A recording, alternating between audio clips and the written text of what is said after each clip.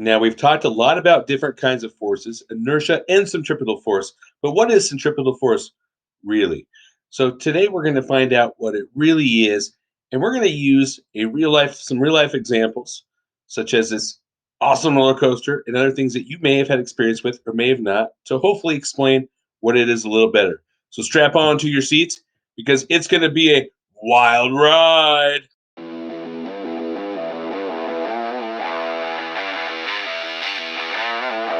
All right, Hawks. Hawks, hello. Um, Hello, Miss Lanigan. hi. What do you have there? It's a bucket and it's got water and we're gonna put jelly bean in it. Oh, it's No, bath time.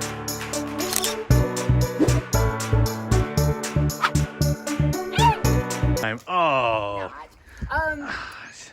It's a bucket. It's got water in it, and we're going to review. If you remember that silly contraption that Mr. Corbett made, that it was like it had some strings on it with a little glass of water, a little cup of water, and we spun it around and it kept flying off.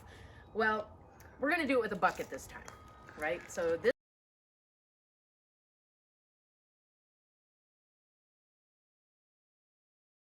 is what we used to do when we were playing. Do you think she can do it without getting soaked? Make your choice now. You ready? We're ready. Okay, I used to do this as a kid. Let's hope it works. Oh yeah! There's no water in. Stop it right on the top. Object in motion stays in motion until acted upon by. Ah! Oh! I missed ya. It had water in it. There was water. Wow. Inertia. Can you now explain inertia?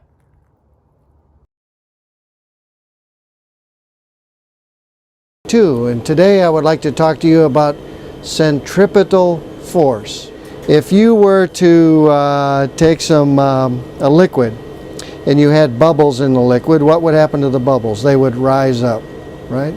Well, here in space and weightlessness, I have this bag of tea and you can see it has bubbles in it, but they don't rise to the top. In fact, I'll shake them up here and you can see the bubbles spread out throughout the tea. The bubbles don't rise to the top in the absence of gravity in this weightless environment of the space station. But if I were to rotate this, and let's see if I can rotate it and keep it in your view of the camera. Let's watch what happens. If you look really close, you'll see the air bubbles starting to coalesce in the center of the tea bag.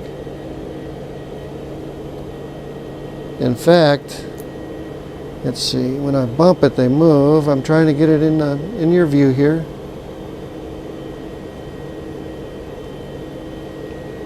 There it is in your view. They make a perfect circle, unless I disturb it. Let me try that again.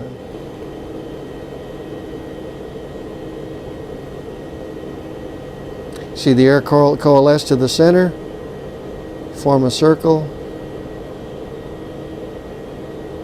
Due to the centripetal force applied in this, because it's turning, it's rotating, the liquid goes to the ends and the air ends up in the center of the liquid. Very interesting. As soon as I stop, you can see the liquid disperses throughout. Now, you might be thinking inertia, centripetal force. What is it?